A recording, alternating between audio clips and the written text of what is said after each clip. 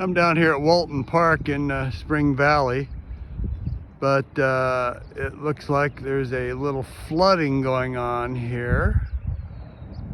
Incredible, in fact. A lot of water here. It's crazy. Up to the parking lot.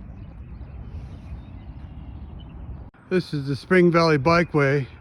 Around mile 7, I came upon this total washout here. It's crazy. The fence is just about all gone down here.